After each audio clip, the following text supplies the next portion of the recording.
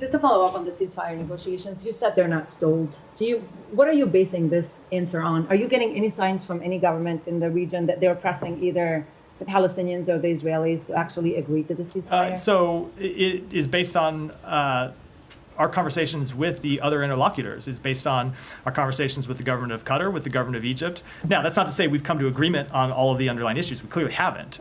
We need to bridge those differences, but we continue to work through it productively with the interlocutors. We know they are pressing Hamas to accept a deal, just as we are pressing Israel to reach a deal, because we think it's important to do so, and that's what we're going to continue to do in the days ahead. And do you think it's possible to press Israel, given that it doesn't seem to be in Netanyahu's interest at this point to reach a ceasefire? At least that's what the Israeli media is saying. That's what a lot of Israeli officials are saying. So the media says a lot of things, officials say a lot of things. We believe it is very clearly in the interests of the Israeli people, and that's why, among the reasons why we'll continue to push for it. Livy, go ahead, and then we'll wrap for today. Because, I mean, what's new about the media reports out of Israel is that now you have the head of the IDF, ShinBet and Mossad, being quoted as confronting the prime minister and basically saying, either give us something to go on or there's going to be no deal. That's a paraphrase. Yeah. But does the U.S. not view those reports as credible? So I am never going to speak to reports about machinations inside any other government, where I don't know whether the veracity of those underlying reports. And ultimately, it doesn't change what we're trying to do, and it doesn't change our approach, which is what we're trying to do is reach a ceasefire, and the way we're approaching it is continue to work with the parties to try to get one over the line. Nothing about those reports changes our goal. But is that not an exercise in futility if the de facto leader of the country is reluctant to We do not believe it is. Look, the President had a very direct, candid conversation with the Prime Minister about this last week. And we will continue to engage with them to make clear that we believe a ceasefire is in their interest, just as we believe it's in the interest of the Palestinian people, and work to get one over the line.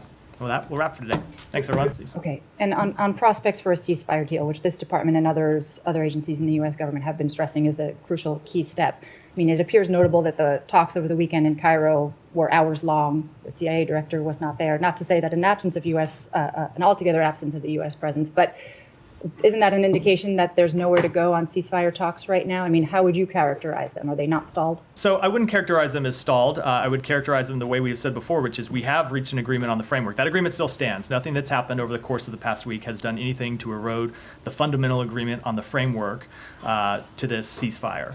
That stands, but where we also what's true is that we continue to have other areas where we need to bridge the differences between the two parties. And so, look, ultimately, it's not a decision the United States can make.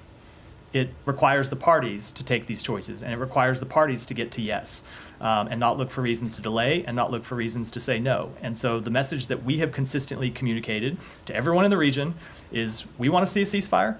We think a ceasefire is in the interest of Israel. It's in the interest of the Israeli people. It's in the interest of the Palestinian people. It is in the interest of the broader region. So we are going to continue to use all of the diplomatic muscle, all of the influence that we can bring to bear to push to get this ceasefire over the line. And since this is the first time we're hearing from you specifically, I mean, would you say that the assassination of Haniyeh, who was, of course, a lead negotiator in these talks, was at least not conducive to seeing them brought over the finish line? The president spoke to this over the weekend, and I think I'll let his word stand. He said it certainly didn't help. Okay, I have another one on Russia later. Okay. Thanks. Patience, Ryan. Thanks, Matt. Not sure if you saw, there was a report in Semaphore that the Wall Street Journal tried valiantly to try to confirm its reporting on the UNRWA allegations made by Israel. Yeah. Talked to American intelligence sources, Israeli intelligence sources, were completely unable to substantiate them. Does the State Department have anything new about those UNRWA allegations? And in the future, will the State Department consider allegations coming from Israel differently, given that these have not yet been backed up, but such drastic measures? So I did see that report, and I think it is a good time to remind everyone that the action that we took was not in response to information that the government of Israel brought to us. It was in response to UNRWA coming to us, and UNRWA saying that they had received these allegations from the government of Israel, and they found them credible.